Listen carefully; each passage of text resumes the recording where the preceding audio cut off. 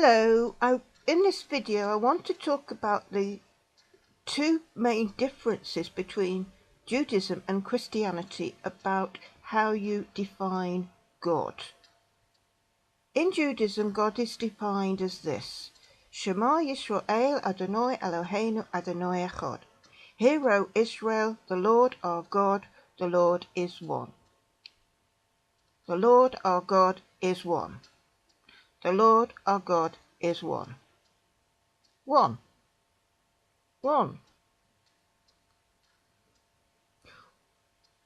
I am no theologian, but I want to look at this from a common sense approach. Right. Christianity claims that God is manifest like a pizza. He's like a pizza. He's one pizza and he's divided into three. So it would be like saying, Hear, O Israel, the Lord our God, the Lord is three. But this is not what God has said about himself in Torah, which is the roots of Christianity, which Christians do go on about, how Judaism is the root of Christianity, and yet they tend to totally ignore the basics of Judaism, which is that God is one. He's not one divided by three, he's one. And look at it from God's perspective. Why has he gone to such a trouble to say to the nation of Israel, I am one? Why has he made a point of saying that? Well, we know from all the other nations that surrounded Israel is that people actually worshipped multitudes of gods. In other words, the nations around Israel did not see or perceive God as being one. They would see there's a God of the sea, there's a God of health, there's a God of the weather, there's a God of the element, the fire, there's the God of the water, the God of the land, the God of the heavens, the God of the creepy crawlies. There's gods for everything, because that's the human beings would probably. It's like decentralizing God. Well, God can't deal with everything, so it can't be a God that deals with everything. It's like God has been divided up, like a government. You've got different departments. You've got the God responsible for plumbing, and you've got the God responsible for housing, and you've got the God responsible for the motorways. And that's probably why people had this idea of having lots of different gods for different things, because from a common sense ordinary level, that's how people think. They think, well, one entity cannot deal with everything, so there's got to be different entities responsible for different things. A multitude of gods, and maybe there's a higher God overruling, but this God overruling at the top, like President Obama, he's too busy. He can't be bothered about your housing problem. He delegates it to other gods, right? And the other gods deal with it, right? They're responsible for housing, and the chief god over there is just delegating to all the other little gods. You do this, you do that. And that's how people saw things in the ancient world. And here you have the God of Israel saying to the Jewish people, Hear, O Israel, the Lord our God, the Lord is one. In other words, I am one, and I can deal with everything. I can deal with I'm responsible for the weather. I'm responsible for the crops. I'm responsible for your health. Everything. The sea. The land, everything. I'm actually in control of all of it, and all the planets as well, everything out there, everything I am in charge of. And that is what is so hard to grasp for finite mind to try and grasp that one entity out there is actually in control of everything. But that is what God is saying when he says he's one.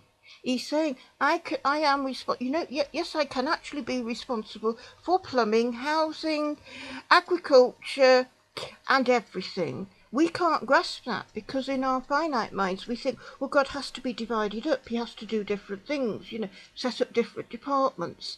God's Department of Health, God's Department of, Social Security, God's Department of, antisocial behaviour.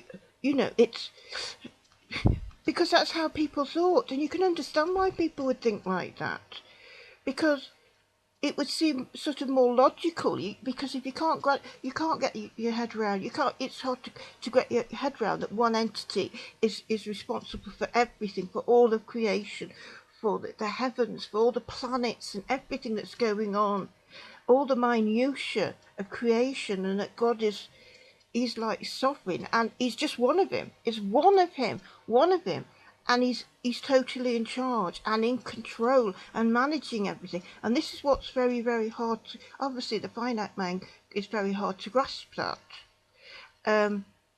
But this is the basics of Judaism, and that's what made Israel stand out amongst all the other nations, because the nations around Israel in biblical times had great awe and respect over the God of Israel, because they would see his mighty power would be demonstrated.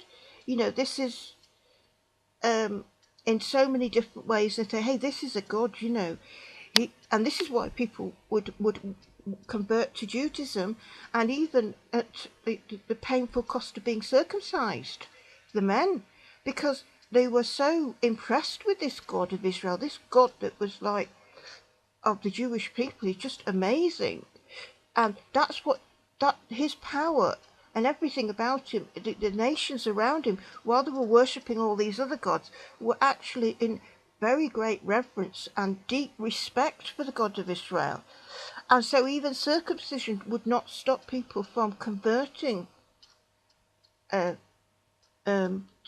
to Judaism, because they could see the great power of this God, in the magnificence of this God of Israel, and the faithfulness of this God to Israel. And then along comes the church, Christianity, which decides it's going to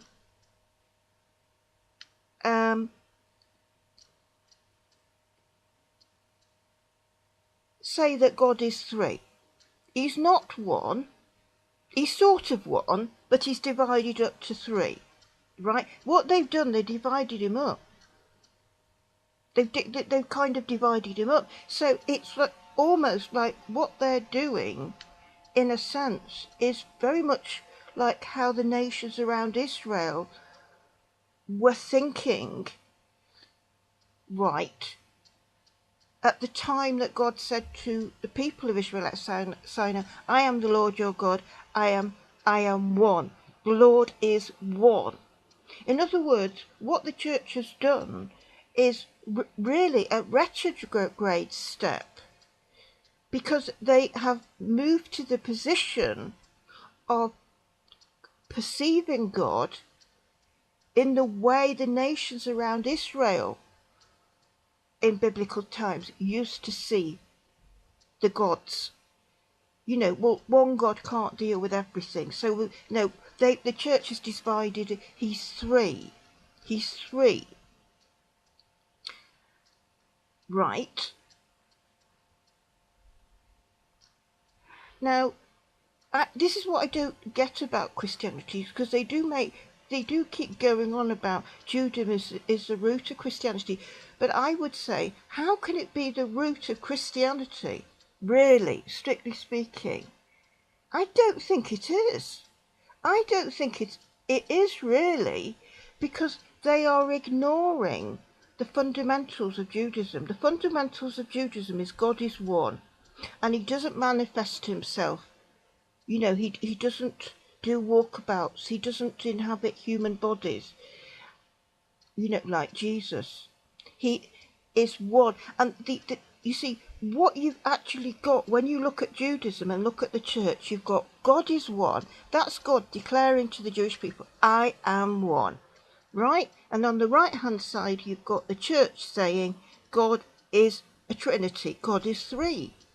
Now, if Judaism is the root, supposed to be the root of Christianity, surely the root is right, because the root is always right. The root is the essence of the plant, right? Because when you're feeding a plant, what you're concerned about is the roots. It's the roots, and it's the roots that you're feeding. You know, when you add all these things in the garden, different concoctions of just that, the other, particular plants, what you're doing is feeding the root. You have to understand that root of that plant in order to nourish it and to look after it. So the root is the most important thing of any plant. Right.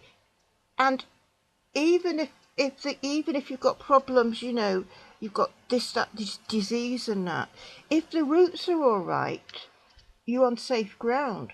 You're on safe ground, because what you can do if you've got problems, you know, this and that, problems, you know, with disease and leaves and things, what you can do is just chop it down, right? But if the roots are all right, then it will grow. It will grow again. It'll be all right, right? Because I mean, I know every autumn, you know, autumn, you know, the fall, you're cutting back, aren't you? You're cutting back. You're cutting back. You're cutting back. You can go almost to the root of the plant, you know. And you think there's nothing there. No, if somebody looked in a garden, they wouldn't see anything.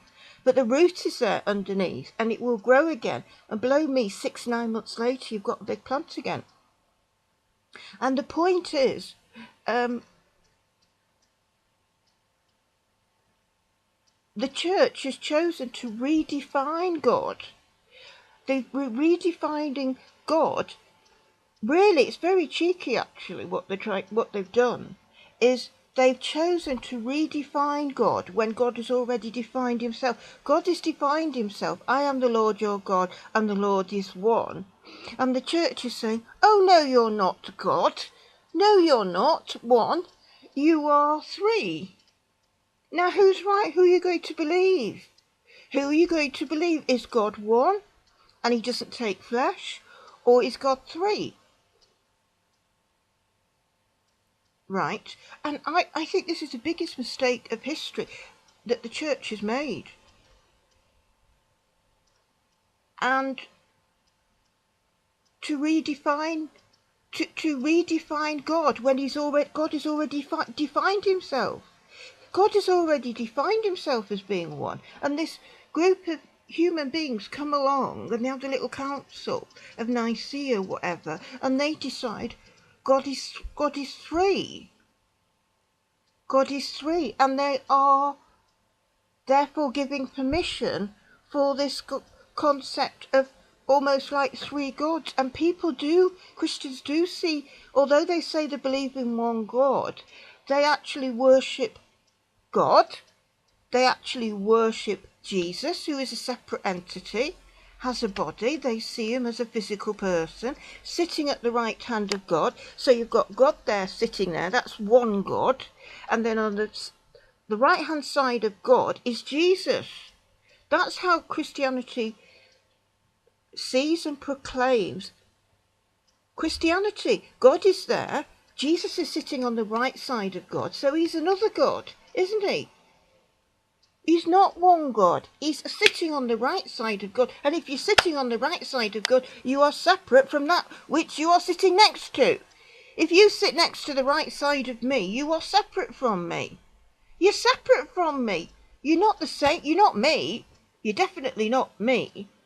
You're sitting at the side of me, so you are a separate entity. You are a separate God. And there are also Christians, evangelical Christians, talking to the Holy Spirit. So that's another thing. They're perceiving the Spirit of God as like a separate God. And they could be even praying to the Holy Spirit as well. and you don't know who they're talking about because they're talking about the Lord, and you don't know if do they mean God or do they mean Jesus? I don't think generally they mean the Holy Spirit. It's like, is it God or is it Jesus? So Christianity, what it's done, it's contradicting what God has said about himself. God says that he's one, and the church says, oh no, you're not God. You are three. You are three. And it gets down to this separate entity called Jesus, which is supposed to be God in the flesh, which is his son, which is now, as the Christians believe, sitting at the right side of God. So he's a separate entity sitting next to God. So that really, when you're looking at it, that's two.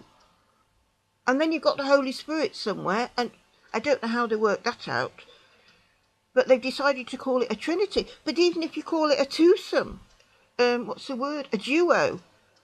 It's a duo. That's a duo. If you've got God there, and then you've got Jesus sitting at the right side of God, then what you have is a duo.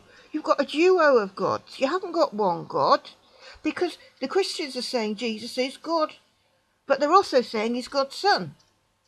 And it's moving backwards and forwards. God and God's son, God and God's son, you see? Right? And they actually worship Jesus, who is sitting at the right side of God, remember. He's sitting on the right side of God. And he's supposed to be God, according to their thinking. So we've got a duo of gods. The Christian, we've got God, who they worship. And then you've got this other God. You've got this entity called Jesus, who's another God, sitting next to God. So what you have actually got a duo here. You've definitely got a duo. You definitely haven't got one God. They're very, very mixed up. They are mixed up. And you're thinking to yourselves, really, it's a shame, isn't it? Because, really, and that is, but really, that is the difference. You've got God is one on the left-hand side. That's what he says about himself. And you've got the Christian on the other side. Oh, no, you're not one. You're three. Right. You're three. The way you manifest yourself is in three different ways, the Christian would argue.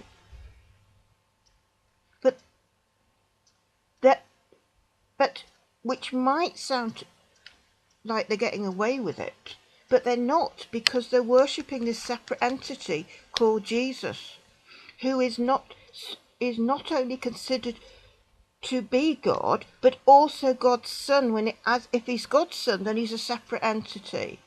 And I'm sorry if I've repeated myself in trying to get this information across to you, but I just thought you might find it interesting to think it through.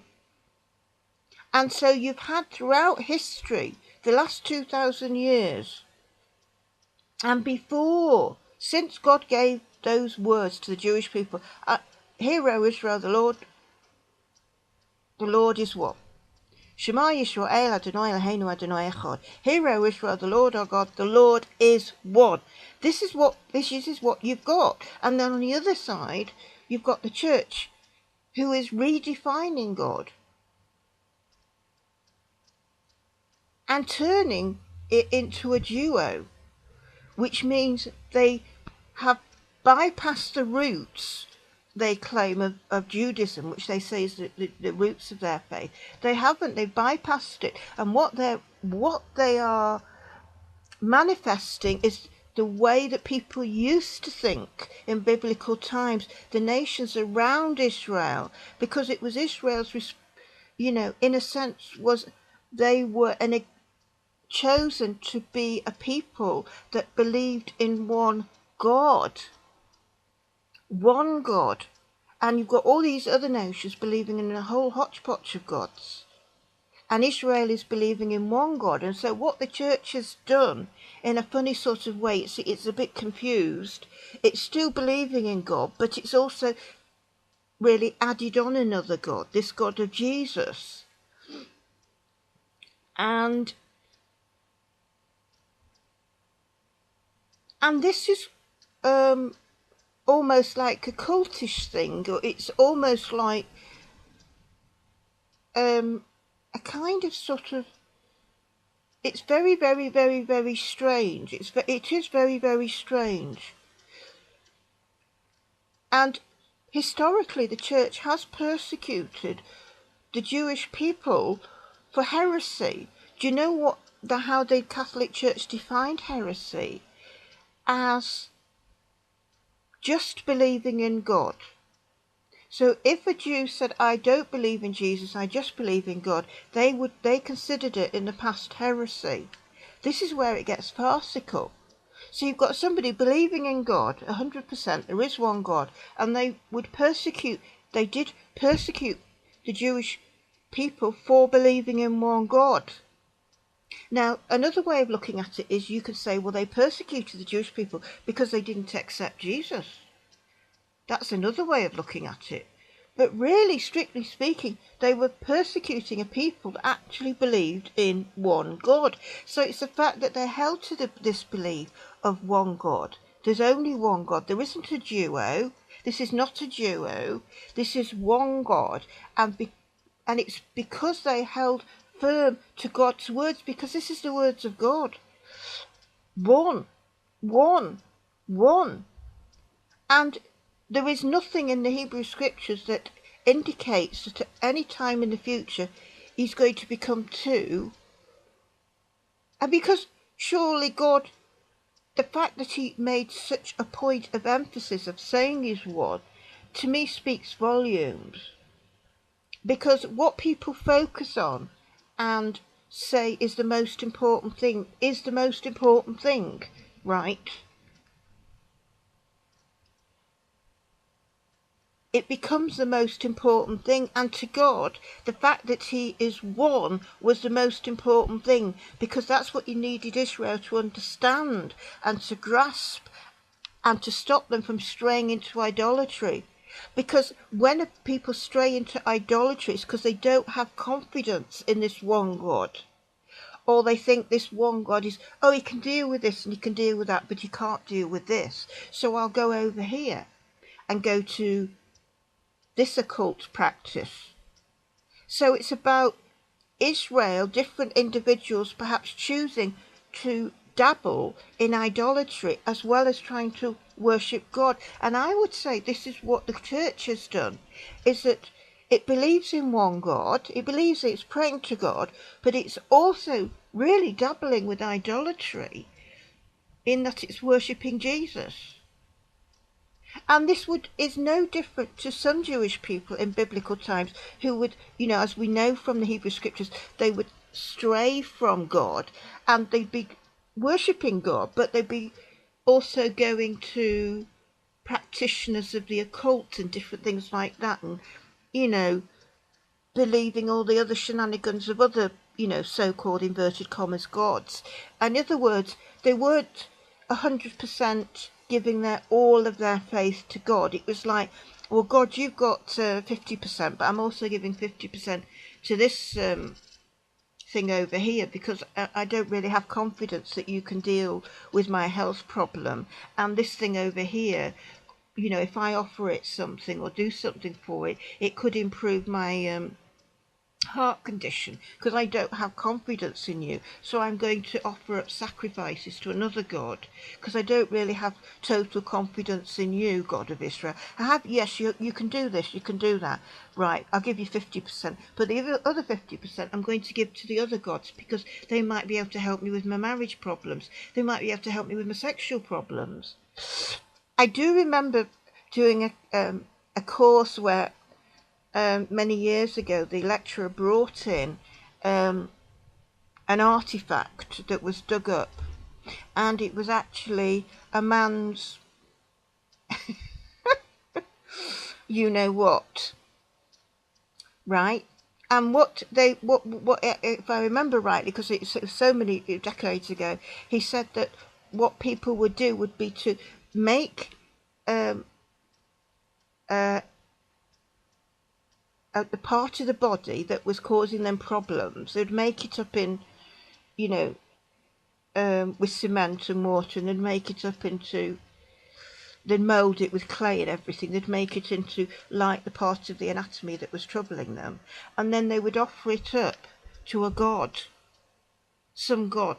It wasn't the God of Israel, obviously. It was some god that they believed in, that could perhaps help them with their sexual problems. And so men would have casts made of their things down below, and then they would offer it to the particular god that was responsible for sexual problems. Right. I think these days they're called counsellors, aren't they? Sexual counsellors. But they would offer it to, and so that obviously the god of sexuality is going to look at this clay thing and say, oh, is that the problem? Right, okay, I'm on it. And that's what people would do. They would make different parts of the body and then offer it up to the god who dealt with it. You know, there might be a god for their digestive system. There might be god for, you know, your bladder. There might be a god for reproduction. That's another thing, you see. And this is where idolatry can be such a temptation to, and was to the Jewish people in our scriptures, as we know in the past, of giving part of themselves to the God of Israel. Yes, of course we believe in one God, but they're also fraternising with these other gods because they don't have complete confidence in this God. Yes, God. I do remember an Orthodox lady, very, very religious, and she did. I'd had something printed in the Jewish Telegraph. This is decades ago now, about not getting involved in the occult and not going to other practitioners of the magic arts, you know, when you've got problems. And I was basically saying, you must stick to God and pray to God over everything. Don't go to the people practicing the magic arts. So something like that. And I had this letter published, and she was telling me about it. She didn't, I think I did it anonymously. I think it was anonymous, that letter. I can't remember. Sometimes I did it anonymously, sometimes whatever. Anyway, I'm not sure. Anyway, I said, that was me, I wrote that. She said, well, that's amazing, because when I read that, she said, she had a disabled son. It was terribly, and it was very severe behavioural problems, and we are talking decades ago, when people didn't know much about behavioural problems, and she was considering going to somebody in the occult, some practitioner who she thought might be able to help her with this problem she was having with her son. And she actually told me, when she read my letter in the Jewish Telegraph, I don't mean to blow my own trumpet here, but I remember this just as an example. She said she read it and she suddenly realised, no, she mustn't do that. And so what she actually did, she went to shul. And she went to shul and she prayed to God to help her, and to help her cope, and to give her wisdom, and to guide her, and all the rest of it, how to deal with this very severe problem she was having with the behavioural problems with her son, how to go about it, and just to give her clarity of thought, and to just get, you know, her head together, and to just get her back on track as to how she could go about tackling it in a way that is in keeping with the commands of God, that in keeping with Judaism. And she said she returned from shul that day. She felt so much better. She said she felt stronger, and she felt she could actually cope with this behaviour.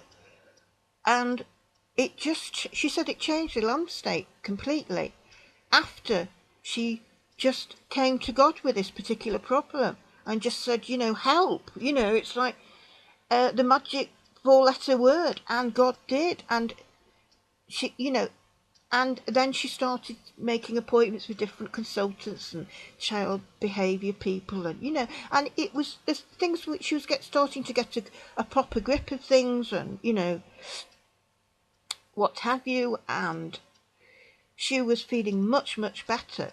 And I thought to myself that I slaved over that letter for hours, trying to get my ideas clear in my mind. And I remember to think that letter saved one Jewish soul from fraternizing and disobeying God and going into the occult. Because if she had gone into consulted a practitioner of the magic arts, instead of going to her God that she already believed in, then who knows what could have happened. And she could have really moved away from God, you see. And what she was trying to do, and it's not uncommon, was she was thinking she could give 50% to the God of Israel as an Orthodox Jew. This was a very frum lady, very, very frum. She'd once been married to a rabbi and everything. I mean, she, very, very frum. She wore a shekel, everything. But that shows you how desperate people can get. And she suddenly, came to her senses. And this is why I think this emphasis on the oneness of God is so important, and which the Jews have died for. Jews have died for this belief in one God. And it's ironic that the Catholic Church would persecute the Jewish people, the very Jewish people who believed in one God. They were saying they were persecuting the Jewish people for not believing in Jesus. They were killing them because they didn't believe them in Jesus and all this. So they weren't even respecting the fact that they believed in one God. And so, to recap, the fundamentals of Judaism is that God is one. And the fact that he's made such a point of saying this, to me, indicates how very important it is. He could have said God is two. He could have said that. He could have said that right at the beginning. And you will see, God could have said, actually, I am the Lord your God, and the Lord is a duo. At the moment, you don't see it at the moment, you're just seeing one. But I'm going to send you another part of me in the future. But he's not saying that. And there's nothing in the scriptures to indicate anything like that. What God has done is saying, I am one, I am one. And this is what every Orthodox Jew says. Every night when they go to bed, Hear, O Israel, the Lord our God, the Lord is one. And it's the nation of Israel, the Jewish people, who we are the people that have kept the concept of God being one alive in this world. It is the Jewish people, because everybody in the world knows that the Jewish people believe in one God, and that they've died for this belief. They've died for this belief in one God. And the people that look at the Jewish people and our survival, they know there's somebody out there looking out for the Jewish people, and they know it's that God, the one God that they believe in, who is looking out for the Jewish people and is being looked, despite everything that's happened to them, they are surviving because this one God is faithful to them in the same way they are faithful to him. So this one God, the one entity, is faithful to his Jewish people, and the Jewish people are faithful to God, who is one.